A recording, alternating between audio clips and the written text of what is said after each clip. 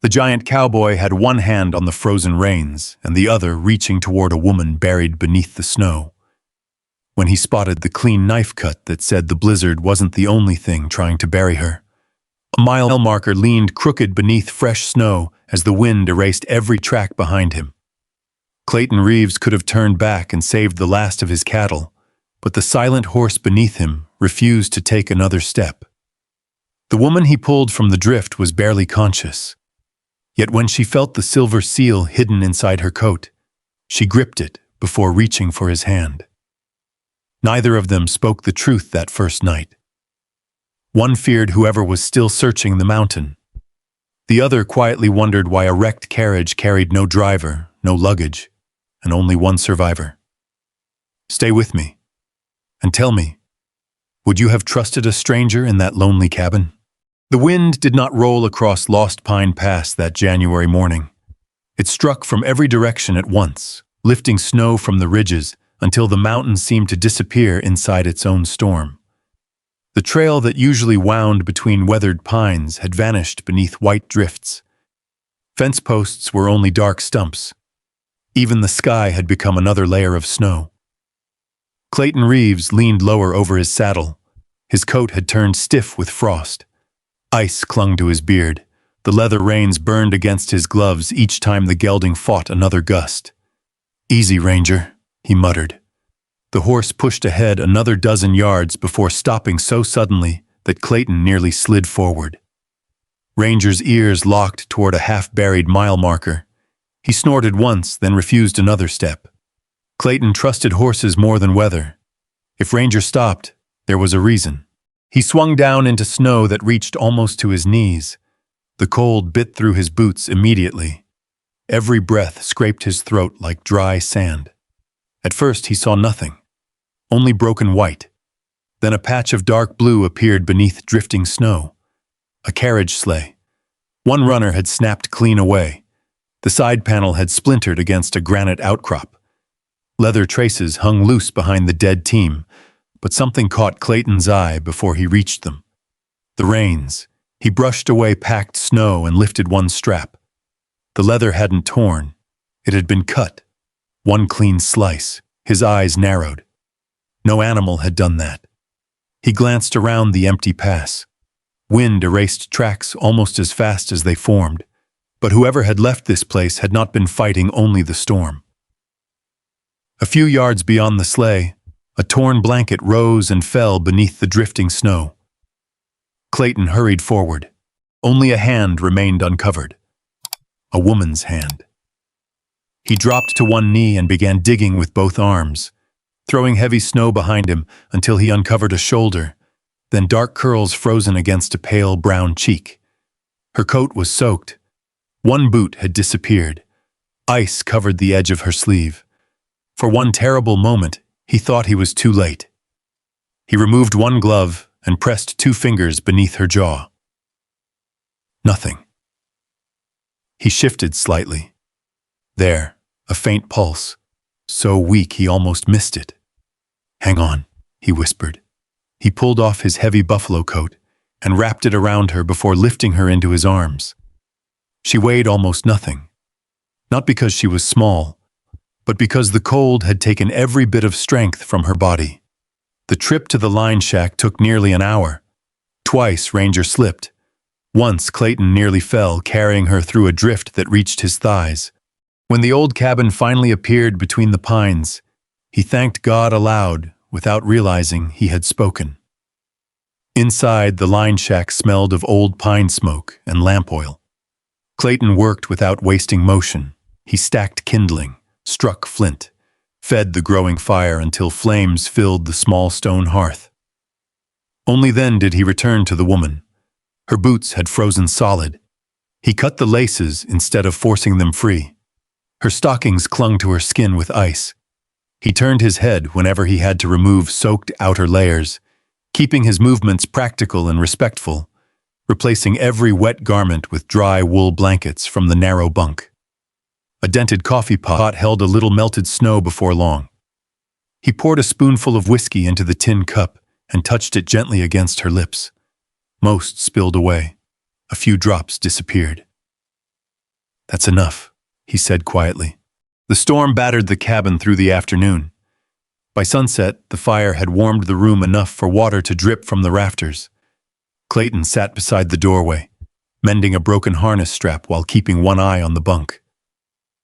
Near midnight, she stirred. Her breathing changed first. Then her eyes opened. Gray, alert despite exhaustion. She pulled the blanket tightly around herself and tried to sit. Pain stopped her halfway. She looked toward the rifle hanging over the fireplace, then toward the enormous man sitting near the door. Fear crossed her face before either of them spoke. Clayton stood slowly.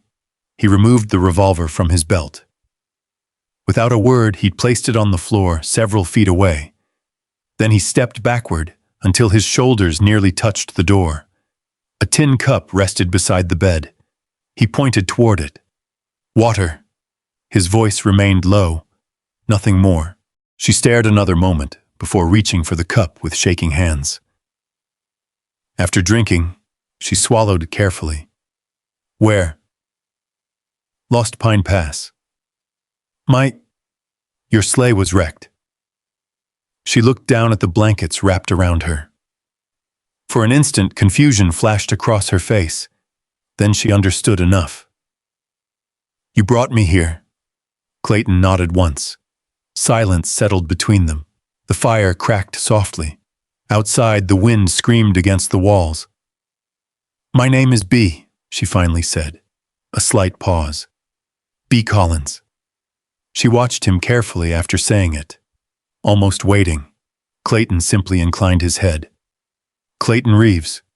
Nothing else. No questions, no suspicion, only names. She relaxed a fraction. Not much. Just enough for her shoulders to lower. "I was headed toward Flint Ridge. Storm caught everyone." Another silence. She noticed his size again. Even standing still, he nearly brushed the cabin beams. His hands looked large enough to split fence rails without an axe. Yet he had remained closer to the door than to her bed since she opened her eyes. As if he understood exactly what she saw when she looked at him. "I'm going outside," he said. "The horse needs feed." She blinked. I sleep in the stable." "You don't have to. You'll rest easier." Before she answered, he lifted the lantern. At the doorway, he stopped. "If you need water, it's beside you." He hesitated only long enough to add one more sentence. "The latch locks from inside." Then he stepped into the storm. Beatrice listened until the wind swallowed the sound of his boots. She rose carefully from the bunk. The room was simple. One rough table, one chair, one shelf with beans, flour, and coffee. Nothing suggested another person lived there regularly. Near the fireplace rested the revolver Clayton had left behind. Untouched. She looked toward their door. He had truly gone. Her gaze drifted to the leather satchel resting beside the bed. Her heart tightened. She opened it just enough to see the silver seal still hidden beneath folded papers. The initials caught the firelight. BC. She closed the flap immediately. Outside, Clayton settled fresh hay before Ranger. Snow blew through gaps in the stable boards. He rubbed the horse's neck, then remembered the cut reins. Something about them refused to leave his mind. He carried the damaged leather inside the stable lantern's light. One clean knife stroke, deliberate, not weather, not accident. He turned the strap over. Something small slipped from the frozen buckle and landed in the straw. A brass token. He picked it up. Snow melted slowly across the stamped design. A willow tree. A winding creek. Two familiar words. Iron Creek. Clayton looked back toward the faint glow spilling from the cabin window. Inside, the woman calling herself B. Collins had already fallen asleep again. He closed his hand around the brass token. Somewhere beyond the storm, someone would eventually come looking for the owner of that mark, whether to rescue her or finish what had already begun. Clayton slipped the brass token into his coat pocket and said nothing the next morning. The storm had finally spent itself. Sunlight broke through scattered clouds, turning every pine branch into silver glass. Snow still reached the cabin windows, but the wind had gone quiet. Only the slow creak of trees and the distant call of a raven disturbed the silence. Inside, the smell of coffee filled the little room. Bea had already folded the blankets. She stood beside the stove wearing one of Clayton's spare wool shirts beneath her own coat. The sleeves rolled twice before her hands appeared. "I found flour," she said. "You did. I borrowed some. You can't borrow your own breakfast." For the first time, the corner of her mouth lifted. Only a little.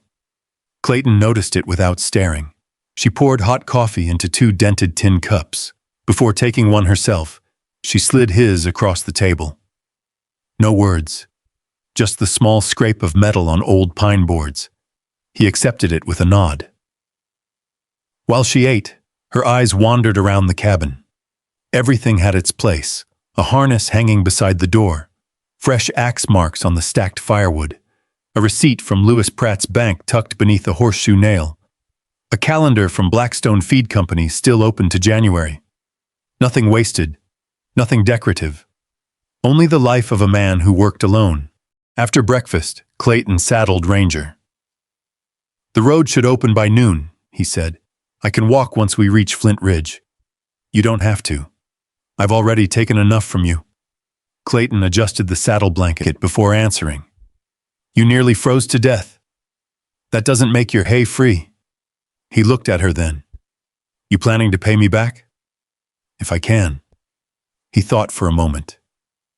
"Help Eddie with his arithmetic." She frowned. "Who's Eddie?" "The boy helping at my ranch." She blinked. "That's your payment?" "I've been trying for 6 months." A quiet laugh escaped before she caught herself. It surprised both of them. By early afternoon, they left the line shack. The trail down the mountain remained narrow beneath fresh snow. More than once, Clayton dismounted to clear fallen branches, while Bea led Ranger carefully through the drifts. She never complained. Not once. Halfway down the pass, they reached the broken sleigh again. Clayton slowed. The body of the dead horse remained where it had fallen. The carriage, however, looked different. Someone had been there. Fresh boot prints surrounded the wreck. The trunk had been forced completely open. Drawers lay scattered across the snow. Paper scraps fluttered against frozen brush. Bea stopped walking. She stared longer than she should have. "You know this carriage?" Her answer came after a pause. "I rode in it." Nothing more. Clayton waited. She offered nothing else. He simply climbed onto Ranger again. "Let's keep moving." No questions. Again. Windbreak Ranch appeared shortly before sunset. The ranch was modest, a weathered barn, one bunkhouse standing empty, a fenced corral, smoke rising from a stone chimney. A skinny boy burst from the barn before Clayton had both boots on the ground. "Mr. Reeves!" Eddie Mason nearly slipped across the packed snow before stopping short when he noticed Bea. His hat came off immediately. "Sorry, ma'am." Clayton smiled faintly. "Eddie, this is Miss Collins." "Pleasure." Eddie tipped his head awkwardly. Clayton carried 2 sacks of grain toward the barn. Bea reached for one. "I can manage." He looked at the heavy bag. "I know." He handed her the lighter one anyway. Not because she couldn't lift the larger sack, because she had spent 2 days recovering from freezing.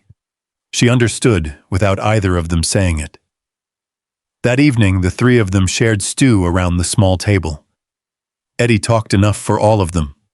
About a mule that refused new shoes, about fox tracks behind the hayshed, about trying to learn long division from old newspapers. Bea listened more than she spoke. When Eddie stumbled over figures scratched onto a slate board after supper, she quietly moved her chair closer. "You multiplied before adding." "I always do." "I noticed." She erased the numbers. "Let's try another way." Clayton stood at the sink washing dishes. He watched their reflections in the dark window. Eddie leaned forward with complete attention. Within minutes, the boy solved 3 problems he'd struggled with all week. Clayton dried his hands slowly. You weren't kidding. She looked over. About what? You really are good with numbers. Her expression softened. My mother used to say numbers don't care who writes them. He remembered that sentence later, long after supper ended. 2 mornings passed before the roads finally reopened. Clayton hitched the wagon for Flint Ridge. The closer they came to town, the quieter the streets became. Men nodded politely at B. They stared openly at Clayton. One shopkeeper watched the big cowboy step onto the boardwalk and quietly slid a hickory stick beneath his counter. Clayton pretended not to notice. Outside Parker's general store, an elderly woman dropped a flour sack into the slush. Clayton bent, lifted it with one hand, brushed away the snow, then stepped completely off the sidewalk so she could pass without squeezing beside him. She thanked him, softly. Only after she had walked away did B speak. They're afraid of you. They're careful. That's not the same thing. No, it isn't. Neither said anything else. The telegraph office stood beside the stage station. Sheets of public notices covered the bulletin board outside. Livestock sales, rail schedules, reward posters. One fresh notice caught Bee's eye immediately. Her face lost every trace of color. Clayton followed her gaze. Wanted information. Beatrice Coleman, sole heir of Iron Creek Ranch, presumed dead after storm on Lost Pine Pass County. Hearing to appoint temporary management 9 days. She did not breathe, not for several seconds. Clayton read the page once, then again, slowly. He looked at her, not accusing, not surprised, simply waiting. Her hands trembled. My name. I know. She lowered her eyes. I lied. You did. Silence settled between them. Finally, she whispered, My father died 3 months ago. Clayton listened. Nothing more. Harvey Sloan runs Iron Creek now. She swallowed. If that hearing happens without me, everything my father built will belong to him. Clayton folded the notice back against the board. What do you need before the hearing? She looked up. Not because he had forgiven the lie, because he had asked the next question instead. When they returned to Windbreak that evening, Ranger stopped outside the house before Clayton did. The barn door stood slightly open. Clayton reached for the rifle behind the wagon seat. The kitchen window had been forced. Inside, drawers lay open. Books covered the floor. Someone had searched every room. Bee hurried into the small bedroom. Her leather satchel remained. Most papers remained. But one page had been torn cleanly from the copied ledger. Only one, the page listing freight payments. Behind them, Eddie knelt beside the broken window frame. His fingers touched reddish mud pressed into the floorboards. He looked up. I've seen this dirt before. Clayton's eyes narrowed. Where? Eddie swallowed. South Road. A long pause. The road that comes from Iron Creek. Clayton looked at the red mud on Eddie's fingertips. The South Road stayed frozen most of the winter, but a warm spring fed one stretch near the lower bridge. Its banks held a dark red clay found nowhere else around Flint Ridge. Someone from Iron Creek had entered Windbreak, and they had known what to take. Clayton closed the bedroom door and checked the yard before lowering the rifle. No tracks leaving north, he said. Beatrice stood beside the bed with the damaged ledger in both hands. One page had been torn out so neatly that the binding thread remained untouched. They took the freight accounts. Why those? Because they connect Harvey's cattle sales to a hauling company in Blackstone. Eddie rose from the floor. Can the sheriff arrest him for that? Not from a copied page. Her thumb moved along the empty seam. We need the originals. The following morning, they went to Charlotte Wynn's office above the livery stable. The room smelled of coal smoke, sealing wax, and old paper. Deeds stood in tall stacks along one wall. A county map hung crooked above a narrow desk scarred by years of ink bottles. Charlotte listened without interrupting. When Beatrice finished, the older woman removed her spectacles and folded them carefully. "Your father's will names you plainly," she said, "but Harvey will argue that possession has passed to him because you were absent, presumed dead, and unable to supervise the property. I'm standing here. That proves you're alive. It does not yet prove what he did while you were gone." Charlotte took out a clean sheet.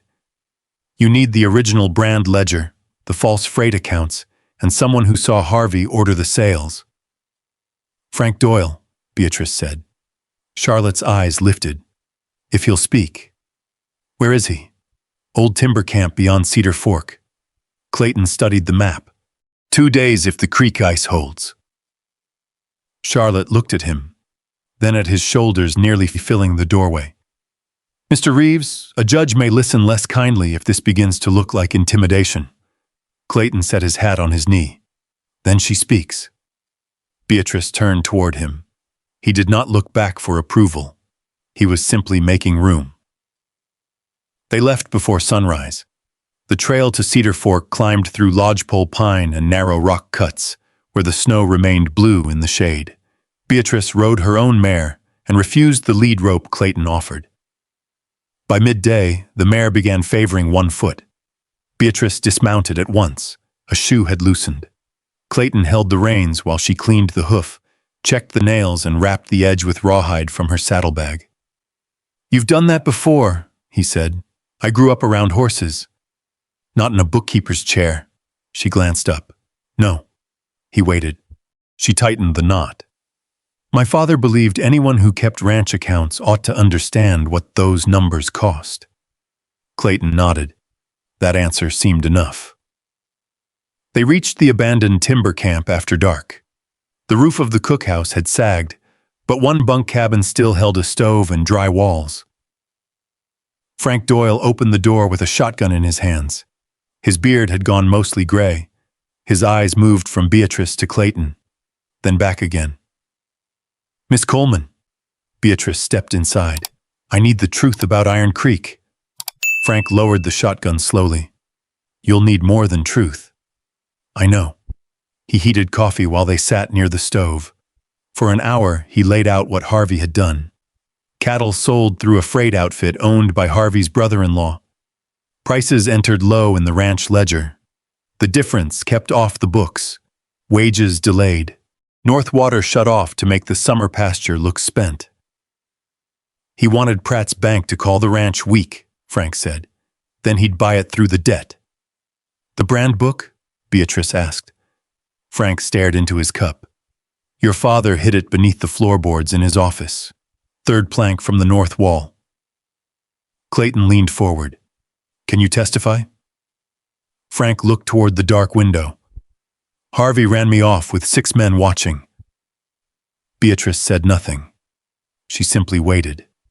Frank rubbed one hand over his jaw. "I'll testify." That night, Clayton sat near the stove while Beatrice repaired a tear across the shoulder of his coat. The needle passed through the heavy wool with a soft pull. "Hold still," she said. "I am." "You breathed like the coat offended you." His mouth shifted, almost a smile. After a while she asked, "Why did you stop leading cattle?" The room went quiet. Clayton watched the fire. "My brother followed my orders during a drive south of Blackstone. The weather turned. I knew it might, but I pushed the herd another mile." Beatrice's hand stopped. The cattle broke. He looked down at his hands. "Daniel didn't come back." She tied off the thread. "You haven't led men since." "No." She folded the coat and placed it beside him. "You led me off Lost Pine Pass. That was different. Was it?" He looked at her then. She did not offer forgiveness for a thing she had not witnessed. She only held his gaze until he looked away. Smoke appeared before they reached Windbreak the next afternoon, black against the pale sky. Clayton drove his horse hard. The hay barn was burning. Flames climbed through the roof while sparks scattered across the yard. Eddie's horse circled the corral, frantic and riderless. "Eddie!" Clayton shouted. A muffled answer came from inside the small stable. Clayton reached the door and tore the wooden bar free. Eddie lay behind a stall partition, with his wrists tied. Beatrice cut the rope while Clayton dragged wet sacks toward the burning wall. He beat down the nearest flames with his bare hands until Frank pulled him back and shoved a shovel into his grip. Together they opened the irrigation ditch and carried muddy water in buckets. The barn could not be saved. The house could. As the roof collapsed, a man ran from behind the tool shed toward the south pasture. His horse slipped at the gate. The man hit the ground hard and reached for his pistol. Clayton got there first. He knocked the weapon aside and pinned the man beneath one knee. For 1 second his hand rose. The man beneath him went still. Everyone did. Clayton's burned palms curled into fists, then slowly opened. He took the man's belt, bound his hands, and stood. "Frank," he said, "ride him to the sheriff." The captured man stared up at him, breathing fast. Clayton did not strike him, not once. By evening, the fire had become a field of smoking beams. Eddie sat beneath a blanket, with a cup of coffee warming his hands. Beatrice cleaned soot from Clayton's palms at the kitchen table. His skin was blistered. He never pulled away. At last he said, "You're leaving the county tomorrow." Her hands stopped. "No. Harvey will come again. I know. I can take you to Fort Hall." "No." His jaw tightened. "I won't stand here and watch him kill you." Beatrice set the cloth down.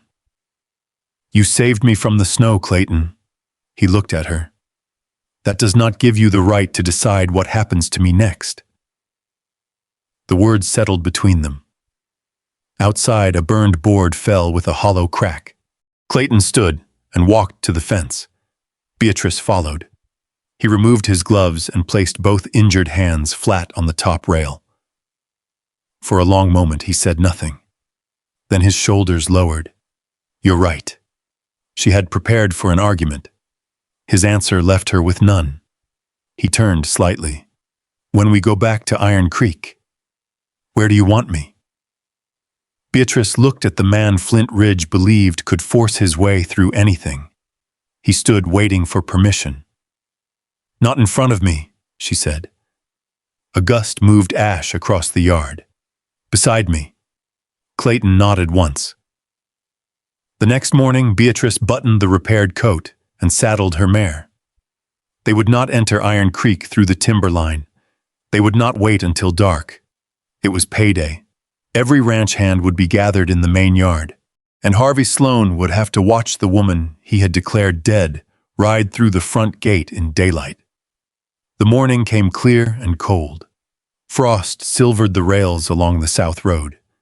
Meltwater ran beneath thin ice in the wagon ruts, and the sawtooth peaks stood sharp against a pale sky. Beatrice wore the same dark coat Clayton had carried her in from the pass. The tear at the shoulder had been repaired with small, even stitches. Clayton noticed. He said nothing. They reached Iron Creek shortly after 8, when the pay bell usually brought every hand in from the barns and lower pens. Frank rode on Beatrice's right.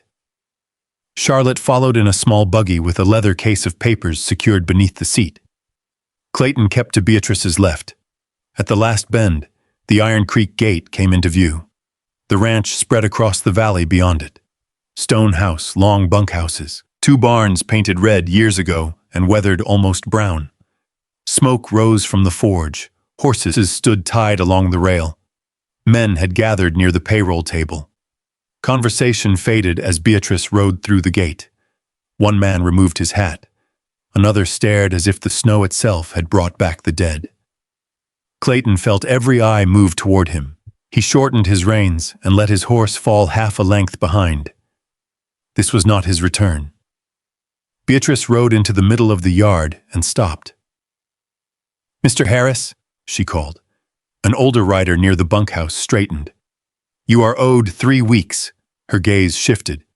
"Tom Weaver, 2 weeks and 4 days." Another man looked down at the ground. "Mr. Bell, your injury allowance was never entered after the gray mare kicked you." The men began looking at one another. Beatrice dismounted. Her boots touched the ground without hesitation. "Harvey Sloan," she called. "Open my father's office." The front door of the main house swung wide.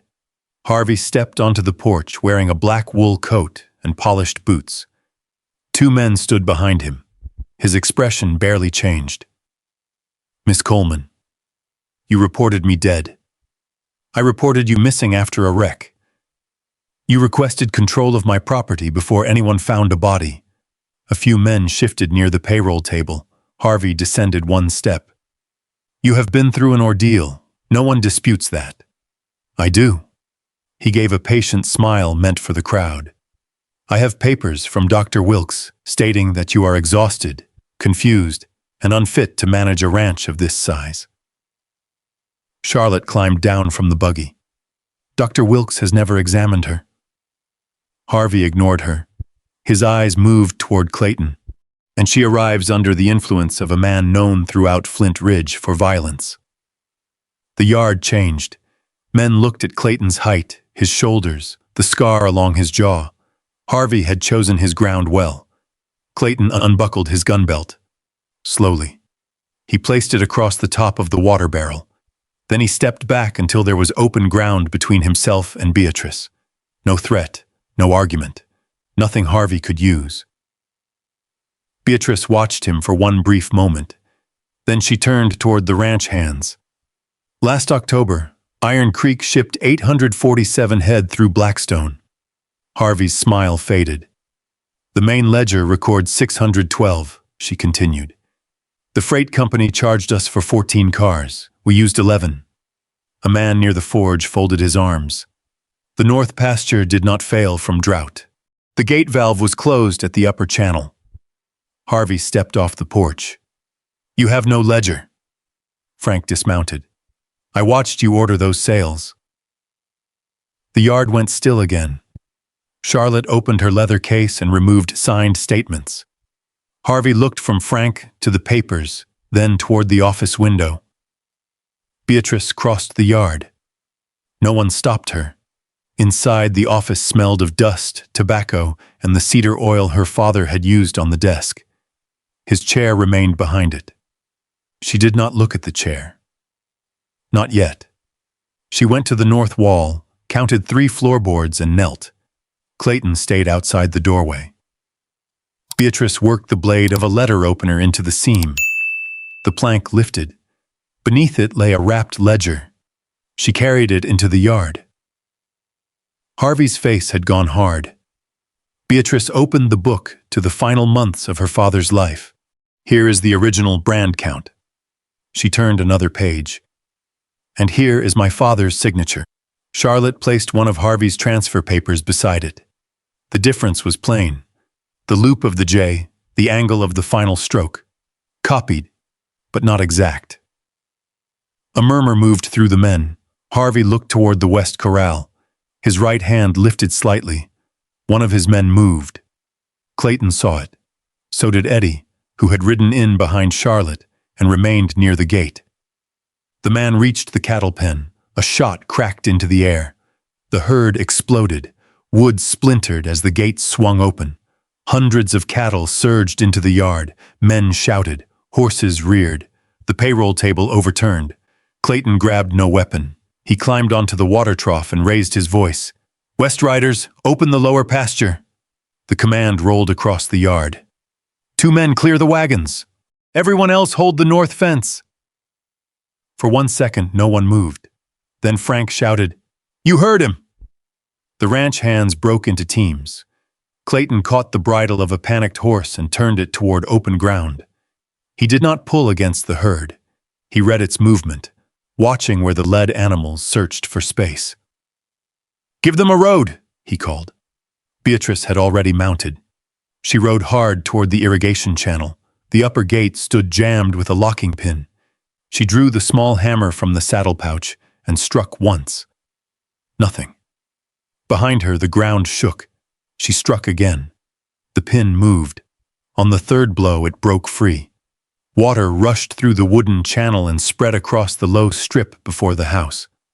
Dry soil turned dark. The first cattle hit the mud and slowed. The herd pressed behind them, then bent toward the open passage Clayton's men had created. The whole mass shifted west, away from the house, away from the bunkhouses, away from the men trapped near the forge. Clayton rode at the edge of the herd, turning a stray bull back toward the opening. His horse slipped where water had crossed the yard. Clayton struck the fence post with his right shoulder and fell hard. The reins tore through his hands. Beatrice saw him go down. She pulled her mare around. Then Harvey ran past the office carrying the brand ledger beneath his coat. "Harvey?" He mounted a waiting horse and drove it toward the creek bridge. Beatrice looked once toward Clayton. He was conscious. Frank was already reaching him. She turned after Harvey. The bridge shook beneath their horses. Iron Creek ran high with meltwater below. Harvey reached the far end and drew his revolver. Beatrice stopped 30 yards away. She did not reach for hers. Instead, she pulled the freight bell rope beside the bridge. The iron bell rang across the valley. Once. Twice. Again. Harvey glanced toward the ranch. Riders were coming. The sheriff among them. Harvey raised the revolver. But too many people could see him now. Too many witnesses. His horse stepped backward against the wet rail. The animal slipped. Harvey fell heavily onto the bridge planks, the revolver sliding beyond his reach. By the time he tried to rise, the sheriff had crossed half the distance. Beatrice remained in the saddle. She watched Harvey's hands being bound. No triumph showed on her face. Only the stillness of someone who had reached the end of a road and found more waiting beyond it. When she returned to the yard, Clayton sat against the broken fence. His right arm had been strapped to his chest. 2 fingers were already swelling beneath a rough splint. "You went after him," he said. "You told me not to stand behind you." A tired breath escaped him. Almost a laugh. That evening, after the cattle had settled and the injured had been tended, Beatrice entered her father's office alone. The sunset lay red across the desk. Dust marked the place where the brand ledger had rested beneath the floor. She stood before the large chair but did not sit. For the first time since arriving, there was no task in her hands, no horse to guide, no account to prove, no man to confront. She lowered herself into the chair opposite the desk. Minutes passed. A shadow appeared beyond the doorway. Clayton. His shoulder was bound. One hand rested against his ribs. He did not enter. Beatrice looked toward him. "You can come in." He stepped across the threshold and sat on the floor beside the wall.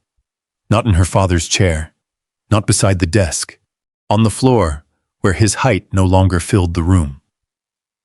Beatrice looked through the window toward the ranch hands repairing the western gate. "I thought it would feel different." Clayton waited.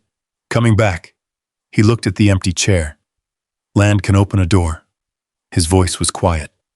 "People have to make it a home." Beatrice lowered her eyes. Outside, hammers struck new rails into place. Charlotte arrived after dark. She entered with a bank file beneath one arm and set it on the desk. "I found something in Pratt's records." Beatrice opened the folder. The loan agreement bore her father's real signature. Not copied. Not altered. The amount was larger than she expected. Much larger. Charlotte removed her spectacles. "Harvey committed fraud." She touched the document. "But this debt is lawful." Beatrice looked at the payment date. 60 days. If Iron Creek failed to meet it, Lewis Pratt could take the ranch before autumn. Harvey was in custody. The brand book was back. She had won the land and could still lose all of it. By the first week of April, snow had pulled away from the lower pastures in gray, uneven strips. Mud gathered around the corrals. Calves stood on uncertain legs beside their mothers. Water ran beneath the old Iron Creek bridge with the low, steady sound of winter giving up. Beatrice worked from before sunrise until the lamps were lit. She reopened the payroll books, paid the men Harvey had shorted, canceled 2 freight agreements tied to his brother-in-law, sent Frank Doyle north with a crew to clear the locked channel and repair the wooden gates before the summer grass dried again. Every morning, a line formed outside her father's office. Ranch hands with receipts, suppliers with old claims, widows carrying folded wage notes their husbands had never collected. Beatrice listened to each one. She wrote slowly, checked every figure twice, then signed her own name. Clayton remained at Iron Creek while his shoulder healed. His right hand stayed wrapped for weeks. 2 fingers never closed as tightly as before. He could no longer lift a saddle from the rack with one arm or pull a cinch hard enough to trust it on rough ground. The first time Frank tried to help him, Clayton stepped away. "I can do it." Frank looked at the loose strap. "Not today." Clayton's jaw tightened. Beatrice watched from the barn doorway, but said nothing. The next morning she placed a stack of grazing maps on the table beside his coffee. "Upper pasture needs a rotation plan before June." Clayton looked at the maps. "You have Frank." "Frank knows Iron Creek." She sat across from him. "You know how cattle move when grass thins and water shifts." His injured hand rested beside the cup. "I can't lead a drive." "I didn't ask you to." The words landed cleanly. No pity, no softening. Clayton opened the first map. By the end of the week, he had divided the summer herd into 4 groups, marked alternate watering points, and assigned younger riders to learn the northern line. Eddie followed him everywhere.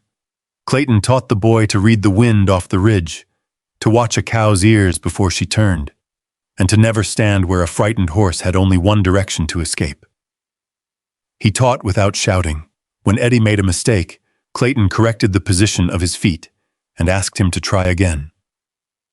Beatrice saw it from the office window. A man who believed he could no longer lead was leading every day, only differently. By June, Iron Creek looked alive again. Water reached the north meadow. The forge burned from dawn until supper.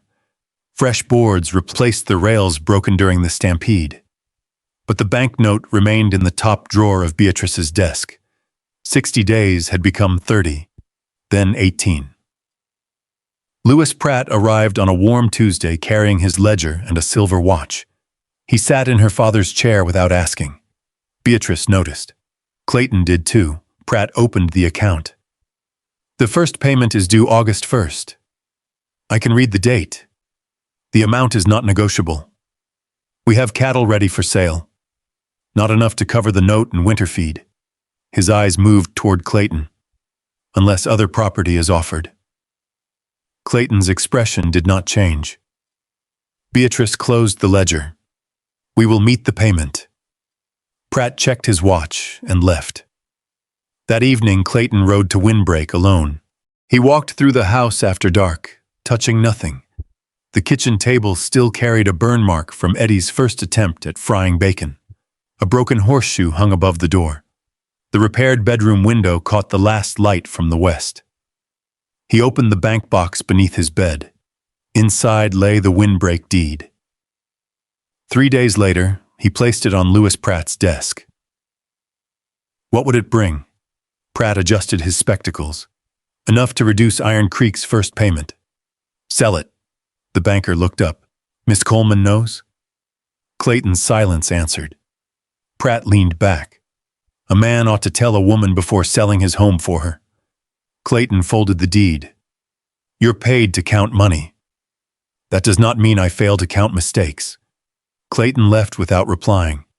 Beatrice learned of the plan from Charlotte. She rode to Windbreak before supper and found Clayton repairing a gate latch one-handed. The hammer slipped twice. He picked it up both times. "You offered Pratt the ranch." Clayton kept working. "Iron Creek needs the money." "That was not my question." He drove the nail crooked, stopped, then pulled it out. "The land can save yours." "And what saves yours?" He looked toward the narrow valley. "Windbreak is small. It is your home. Your ranch employs 40 men.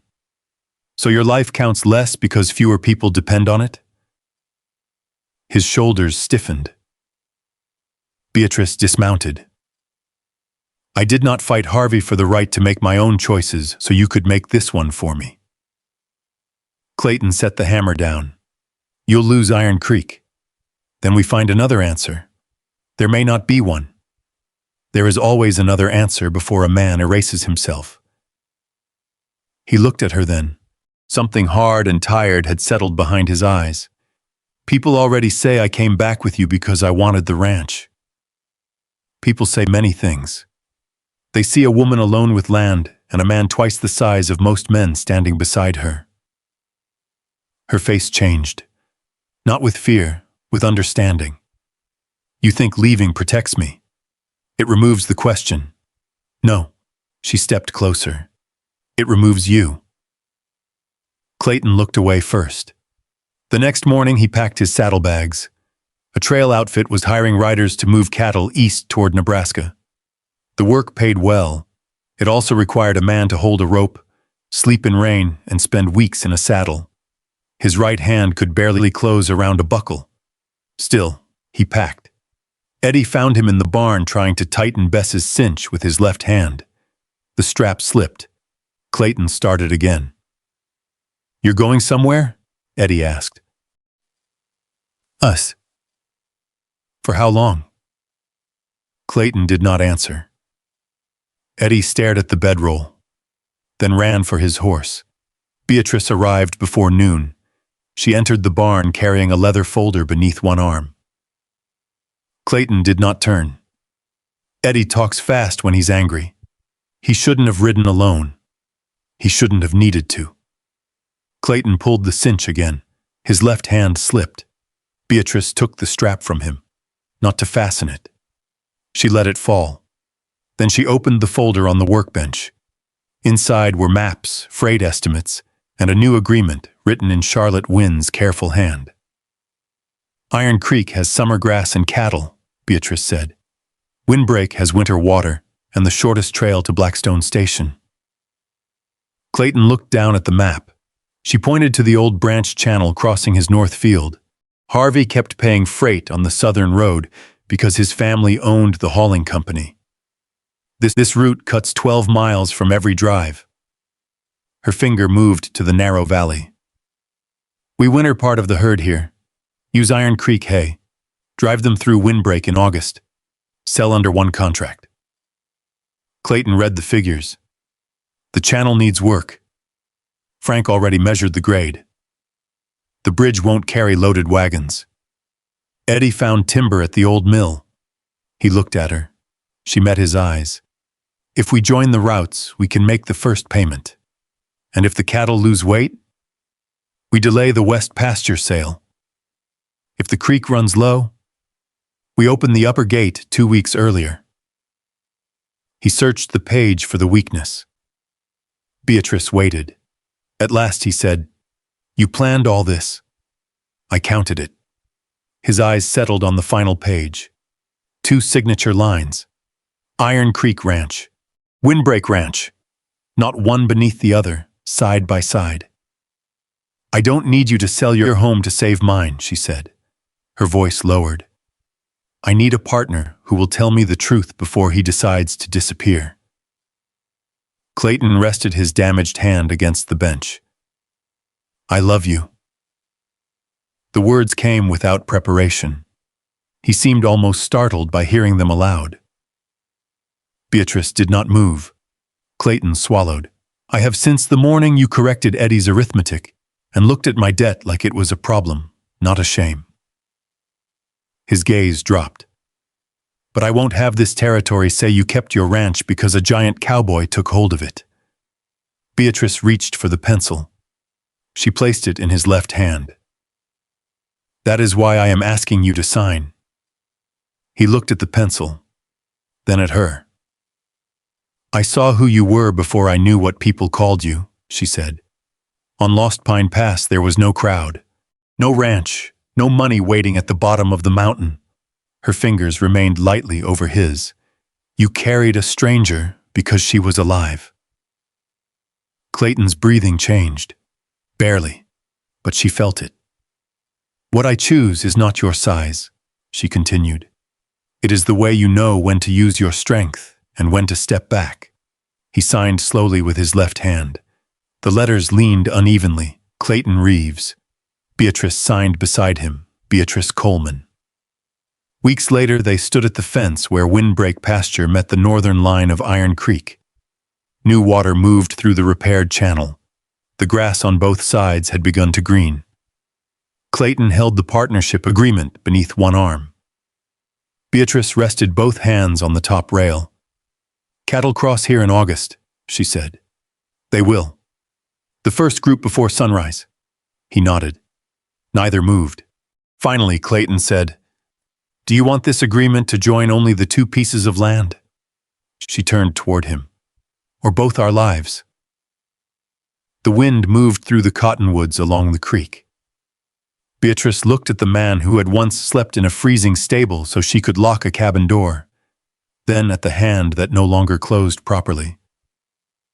I have one condition. Name it. Neither of us leaves to protect the other without telling the truth first. Clayton nodded. No more disappearing. No more deciding alone. He held out his hand. She placed hers in it. By the first week of October, the combined herd reached Blackstone Station on schedule. The cattle filled the holding pens beside the tracks. Steam rose from their backs in the cold morning. A railroad clerk counted brands while Beatrice checked each number against the shipping receipt. Lewis Pratt stood beside the loading chute with his watch in hand. When the final payment draft arrived by telegraph, Beatrice carried it to him herself. He studied the amount, then closed Iron Creek's account ledger. First payment satisfied. Clayton stood several feet away. He did not step forward.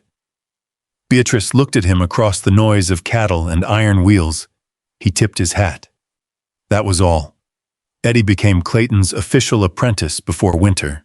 Frank returned as foreman of Iron Creek. Charlotte kept a copy of the partnership agreement in the county office beneath 2 separate deeds. Harvey Sloan remained in custody, awaiting trial for fraud, arson, and filing a false report of Beatrice's death. Clayton and Beatrice married in the wooden church at Flint Ridge. There were no flowers from Boise, no orchestra, only pine branches, clean benches, and a meal prepared by the ranch families afterward. When Clayton entered the church, he ducked beneath the low crossbeam from long habit. Beatrice had already taken 3 steps down the aisle. She stopped, waited, then walked the rest of the way beside him. The first snow arrived on Lost Pine Pass before the middle of October. It fell lightly at first, gathering along the mile markers and the broken edges of old drifts. Clayton and Beatrice rode back to the place where Ranger had stopped months before. The damaged sleigh was gone. Only one scar remained on the pine where the runner had struck. Below them, lights glowed in 2 parts of the same valley. Windbreak to the north, Iron Creek farther south. Beatrice drew her coat closer. You saved me here. Clayton studied the trail disappearing beneath new snow. I only carried you out of the storm. She looked at him. You gave me enough time to win back the rest. Snow caught in his beard. He smiled, not broadly, but without hiding it. They turned their horses downhill before the pass closed. No one was chasing them. No one was waiting to claim what belonged to them. For the first time, neither of them was leaving anything behind. They were going home. Some stories are remembered because of the land that was won. Others stay with us because of the hearts that refused to surrender long before the fight was over. Clayton never stopped being the tallest man in the valley. People still noticed him before they heard him speak. But the measure of his strength was never the weight he could lift or the fear he inspired. It was found in every moment he chose patience over pride, trust over control, and love over sacrifice that asked to be hidden. Beatrice reclaimed more than a ranch. She reclaimed her own voice. She proved that dignity is not something another person grants you. It is something you carry through every difficult choice, every quiet act of courage, and every step you take back toward the life that is truly yours. Perhaps that is what the Old West understood better than we sometimes do today. A home is not built by fences, deeds, or acres alone. It is built by the people who choose, day after day, to stand beside each other when leaving would be easier. If you had been in Clayton's place, would you have sold everything you owned for the person you loved, or would you have searched for another way together? I'd love to read your thoughts in the comments. And if this journey found a place in your heart, I hope you'll stay with us. There are many more stories waiting beyond the next trail. Stories of quiet courage, unexpected love, and the kind of healing that only grows when people refuse to give up on one another.